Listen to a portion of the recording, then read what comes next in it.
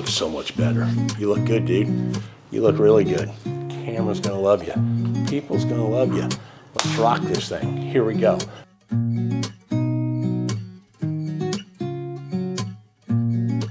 Hey everyone, welcome back to the channel. I am Rob, and I am an avid home chef. Went from the world's pickiest eater to the guy who loves exploring foods from all over the world. Big time into wine, WSET Level 2 award in wine with distinction, and huge whiskey drinker and collector. Love talking about whiskeys as well. All right, everyone, on this episode today, we are doing a comparison, Poolish versus Biga as a pre-fermentation for pizza. Now, I've been making pizza for a while, and I think I make a pretty good pizza, make some pretty good dough. But what I've never done is make a Biga. My go-to has always been the Poolish. So what's the difference between a Biga and a Poolish? They use the same ingredients. We're talking about flour, talking about water, and we're talking about a little bit of yeast, and that's it. That's our three ingredients. So they're the same there. The big difference is the hydration level. When we talk about a Poolish, we're doing a 1-to-1. So if I have, for example, today we're going to get into it in just a minute, we're going to do 300 grams of flour. So 1-to-1 means I'm going to have 300 grams of water that will go in that Poolish. Biga is usually around, you can go more, but usually around that 50 to 60% hydration. So if I have 300 grams of flour, which we will today, I'm going to only go 150 grams of water to that flour. Now, the other little difference is the amount of yeast you may put in. Because we have such a wet Poolish, lots of water matching the level of that flour, gonna get a quicker fermentation. So we're gonna put less yeast into the Poolish. We're gonna put more yeast to kind of help that process along with the Poolish because there's half the water in there. So that's the biggest difference, is hydration and yeast. That's the biggest difference. One other difference is time. Because a Poolish has so much water, the fermentation process, that going process goes a lot quicker because of the amount of water that's in there. The Biga, the exact opposite, right? Because it has less water, gonna take a little bit longer. Okay, what we're gonna do today is make a Biga and a Poolish. And what I'm gonna do is, I always let my Poolish sit on the counter at room temperature, and we're gonna let that sit for 24 hours. Then we're gonna come back tomorrow and make those dough balls. What you're going to see is the Biga is gonna stay for an extra 12 hours because it needs that additional time for that fermentation process. Okay, so making let's just start with the Biga. The Biga I'm gonna put as a blue. I mean, we're gonna be able to tell because it's gonna have this shaggier kind of consistency to it. But we're gonna start with weighing out our flour. I've got a scale here. Kitchen scales, if you're watching this and you've made pizza, you probably already have one. You're just watching this to learn about a Poolish and a Biga. If you've never made pizza dough before, measuring grams and having a scale that gets you tenths, really, really important, and they're not expensive. You can get them on Amazon, less than 20 bucks, so really good deal. And what I'm going to do is I'm doing a blend of two flours. You can use just all-purpose, you can use bread, you could use a 00 Caputo flour, whatever you like. A flour that I think is high quality is this King Arthur flour. It's readily always available in my area, and got a little flour there. And I really like it, so I've been using this consistently. And what I've done is just playing with my recipes, right? You know, I've mixed flours in different ratios, and that's what I'm doing here. I found a dough that I really like, and it's a blend of these two flours, so that's what we're gonna do. And for our Biga and our Poolish today, I'm doing 150 grams of each one. So let's start off with the bread flour. 150.3, I'm gonna live with that. Let's go to our all-purpose. Get us to 300. Perfect. Okay, so I've got 300 grams of my flour, just kind of mixing that together. Then we're going to put 50% water, but before I do that, I'm gonna put my yeast in. Now, when I do Poolish, because I said earlier, it ferments at a quicker pace, I don't need as much yeast. So I put about 1 gram, 1 to 1.5. This one, I'm going to put 3 to 3.5 grams of yeast. I know that recipes and everything I've seen says to add a little bit more yeast for a Biga. Now, what's the difference? You know, what can we expect from a Biga versus a Poolish? There we go. Well, the biggest thing, and the reason I've never done a Biga, is I like a thinner, kind of crispier kind of dough on my pizza. And that's what a Poolish is supposed to give you, this thinner, lighter, crispier. Not going to get the bigger kind of bubbles and things like that. So that's what I like. Biga, on the other hand, is going to give you this more doughier, denser, chewier kind of dough. And quite honestly, this method of Biga is very popular for the Neapolitan style. So, all right, here's the method that I've seen so many people say works so well. You know, because what you're trying to do is, once we get this water in, is just get it where there's no loose flour and it's kind of in this shaggy kind of dough kind of area. And here's what we do. We get our water, we pour it in gently, and then all we're going to do is put the lid on and shake this, and let's see if it works. I don't know. We're going to see. Perfect. A little over 150. That'll be fine. All right, before we put our water in, I'm going to go ahead and just kind of mix this up with that yeast that's in there. All right, let's gently move that scale out of the way.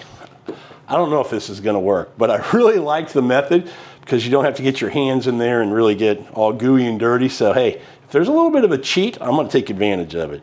So let's just gently pour this in.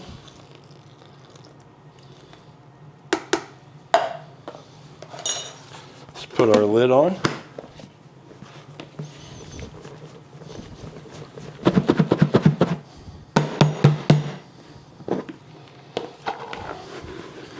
I got to tell you, works pretty good. I think there's a little bit of dough I want to get off the sides here.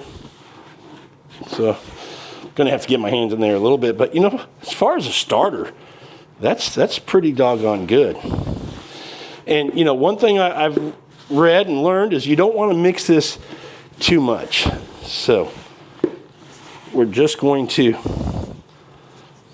get it where it's kind of all shaggy together. Any kind of fine flour is mixed in.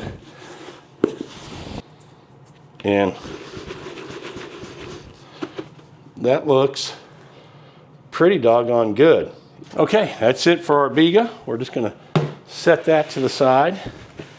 And then we're going to do the same thing for our Poolish, except Poolish, it's 1 to 1. So in 300 grams of flour, we're going to do 300 grams of water.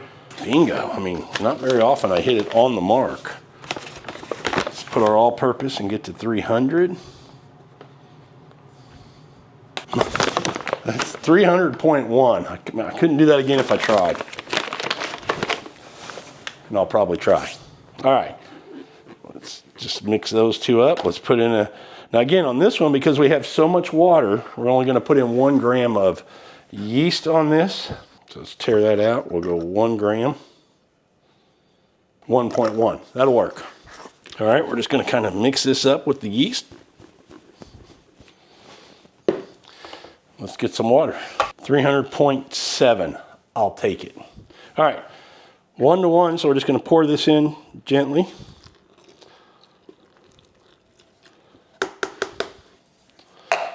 And this is where we just use our spoon, and all we're going to do is mix this up.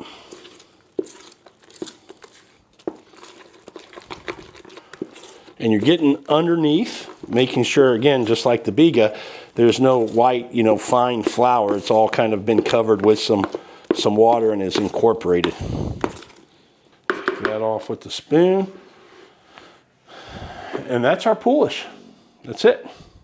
Okay, we're going to let these sit. Again, the Poolish is going to go 24 hours. We're going to come back tomorrow. We'll make dough balls with this. We'll finish making the dough. And the Biga is going to go 36 hours. So we'll come back in a day and a half. That'll be, what will that be, Friday morning.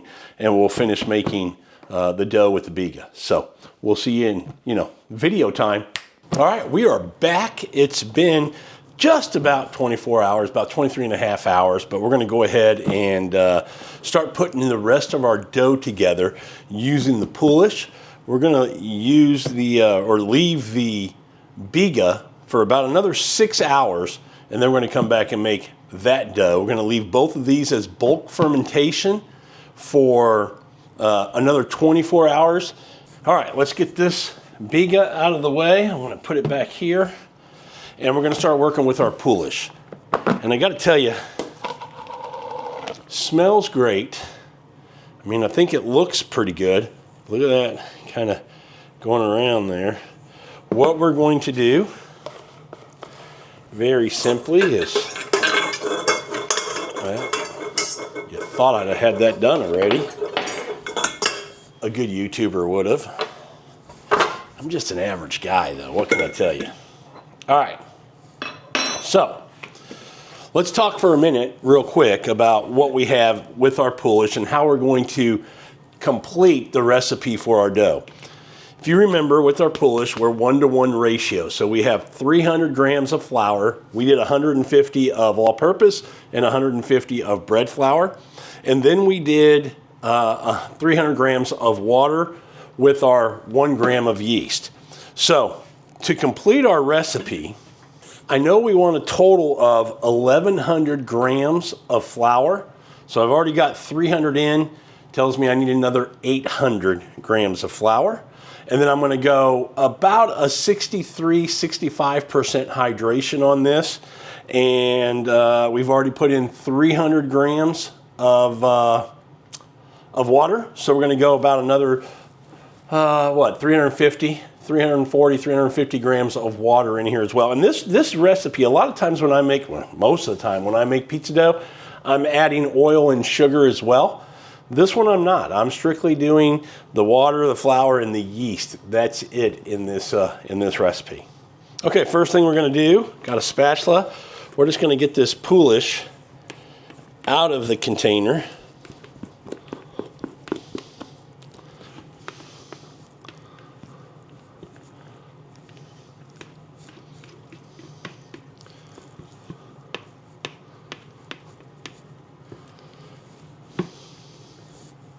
All right, we got our Poolish out. We're gonna go ahead and put the bowl back on the mixer, get our dough hook, get that on, and then we're gonna measure out our water and our flour so we can have all that kind of ready to go. Now, I got 300 grams of flour in. I need another 800. I think on this one, I'm gonna go 500 grams of all-purpose flour, and I'm gonna finish off with another 300 grams of this bread flour. We'll use the same ratio when we do the Biga as well, so it's kind of that level and fair playing field as far as the blend of the flours. Let's put this over here. Got that zeroed out. Let's go 500 grams.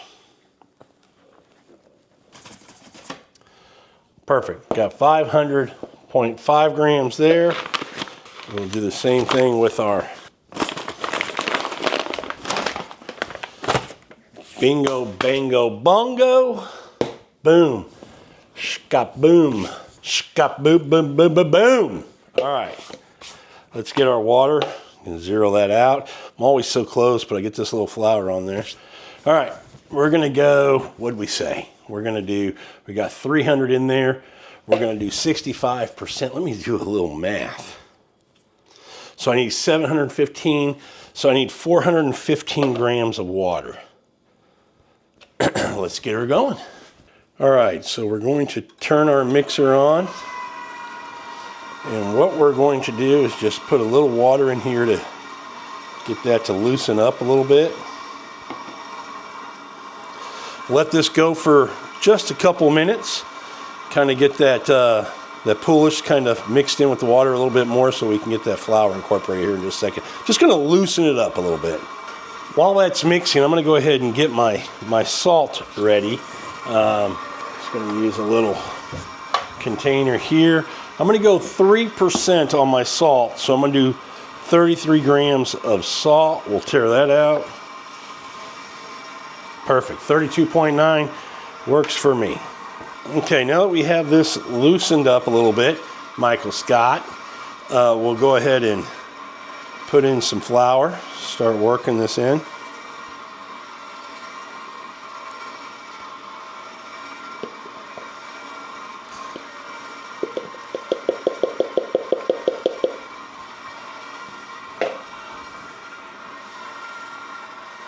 All right, it's getting a little dry, so we're going to add a little bit more water. I've said this previously in a dough recipe, a dough video that I was making. Salt, I don't know how much difference it makes. I put it in towards the end. It's just something I've more just gotten used to as part of my method. Put it in whenever you want, I think. Tell me in the comments if you think I'm wrong. Does it really matter when you put the salt? I hear some people say can't put it in too soon, it's gonna mess with the yeast and all this other kind of stuff. And I hear other people put it in the beginning and put it in with their dry flour before they even put in water. I don't know. I put it in the end, but I'd be curious to know what everybody else thinks about when you put salt in your dough recipe. And so you all know, I've got the mixer on. Got some flour over here. I got the mixer on 1 right now, I think. Yep, 1. And it's going, pretty good. That's the thing about dough. You don't want it to get too hot. So you don't want to go super fast. You don't want to be impatient making dough or bread. It really is a process that requires some patience. Take your time. Let it do its thing. It's science, right? You can only let it go at its own pace. Maybe a little too much flour. Get some more water. All right, all our flour's in now, so we're just gonna start working in the rest of this water and the salt. Now I'm gonna start adding the salt. I've seen people dump it in. I don't know. Like I said, I'm not a pro. I'm a home cook, but to me, a little bit at a time kind of gets it to get worked in a little bit more evenly. Might all just be in my head, but I'm gonna go with that. Still have a little bit more water we need to get in there. The dough's really looking good. I like how it's coming together. I probably could turn it up probably to 2 and let this work. Got a little bit more salt to put in there. Okay, the last of the water is in. You can see that it's a little, sticky and wet on the sides, but once all that's pulled off, you'll see it nice and clean and smooth. We're gonna let this dough go for a couple more minutes after that, and we'll be ready to go. Now you can start to see the sides of the bowl get clean. This is what we're looking for. So we're gonna let this go for just a couple of minutes, and we're gonna get this back into our container for a bulk fermentation.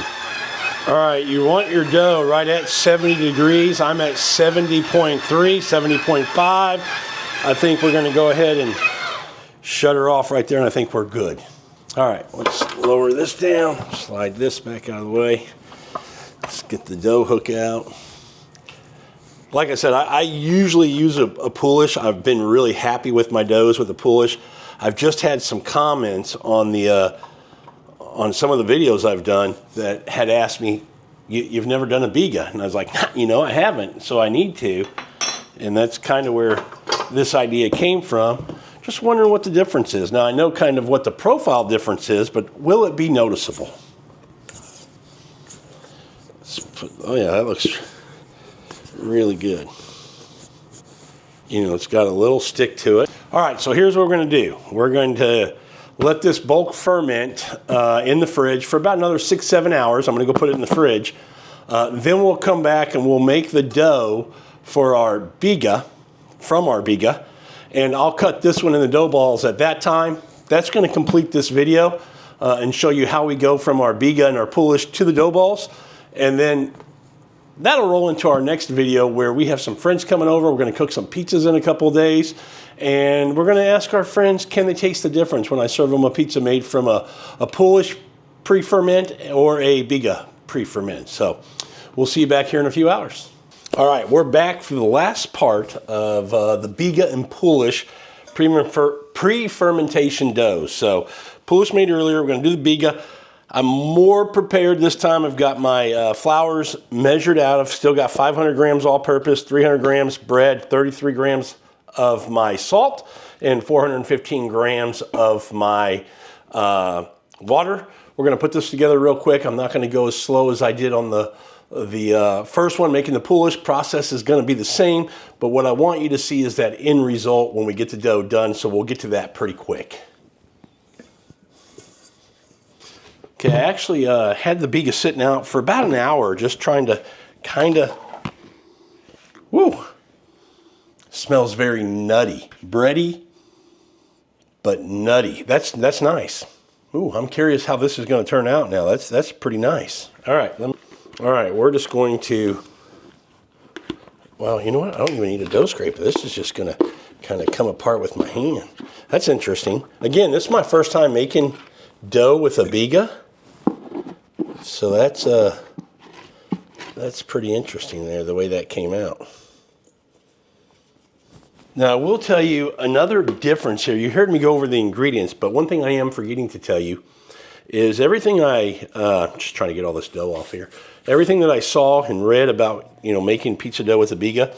So once you get this kind of going, well, not even when you get it going, once we get it on here, we're gonna put about another gram of yeast, just to kind of help fire this back up and get it moving again. So we'll do that first.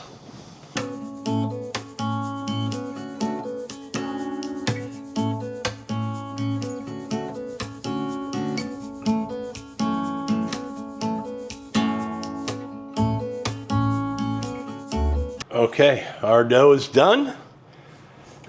Whoops, I gotta lower that down. Probably should take that dough hook off. And let's get this out on the counter. Okay, this just feels and looks a lot denser, and that's kind of what you're supposed to expect with the Biga against that. But it just looks heavier and denser. I'm gonna put some oil on my hands. I didn't put oil on last time, but I'm gonna put a little bit of oil.